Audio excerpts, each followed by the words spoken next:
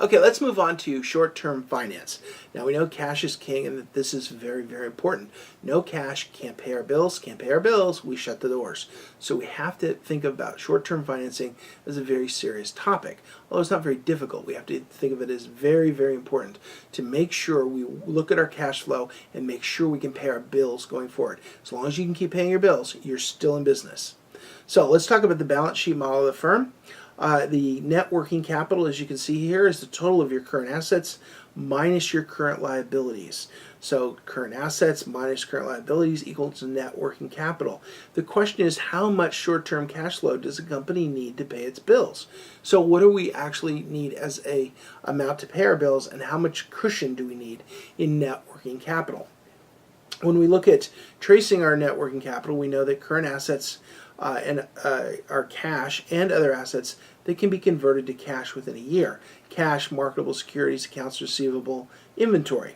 Current liabilities are the obligations that are expected to require cash payment within the year. Accounts payable, accrued wages, taxes, etc. So we have a good handle of what current assets and current liabilities actually are. Let's look at things that aren't current assets or current liabilities that could impact cash. So when we look at defining cash in terms of other elements, cash equals long-term debt plus equity minus net working capital excluding cash minus fixed assets. So let's look at those each individually. Obviously, if we issue bonds and we sell bonds in the market, the bond holders are going to give us money for those, and that's going to increase our cash. Same thing with shares. If we issue shares in the marketplace, the shareholders are going to buy those shares, and the money that they buy them with will come to us, and we will have an increase in cash. So if we sell shares or sell bonds, well, cash will go up. Likewise, if net working capital or fixed assets goes down, cash will go up. So if fixed assets goes down, for example, because we sold a machine, then we sold a machine, that cash can come to us. Net working capital is a little more tricky. If you think of accounts payable and accounts receivable, if that number has changed, then that obviously is going to impact cash. So if people are paying fewer bills in accounts payable and we are receiving more accounts receivable, then there'll be less cash available. Net working capital will grow, but it will grow negatively. It will impact cash. It's growing because cash is falling.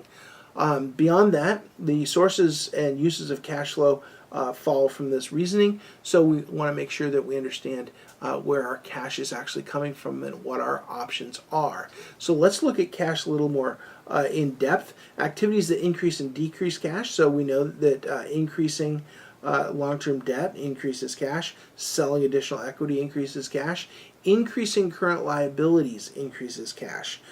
So if we don't have if we don't make payments, we will have higher cash flow, right? So if we increase our current liabilities, in other words, we use more credit to buy things, cash will be higher.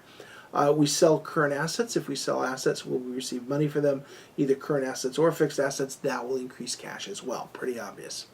For decreasing cash, we pay off long-term debt, we repurchase equity, pay off current liabilities, buy current assets, that of course takes cash, and buy fixed assets. Those all decrease cash. So anytime we're spending money, we're decreasing cash. And so you can see the importance here of paying attention to what's going on in the company, because affecting your cash flow, you need to make that payroll every week, or however often you pay people.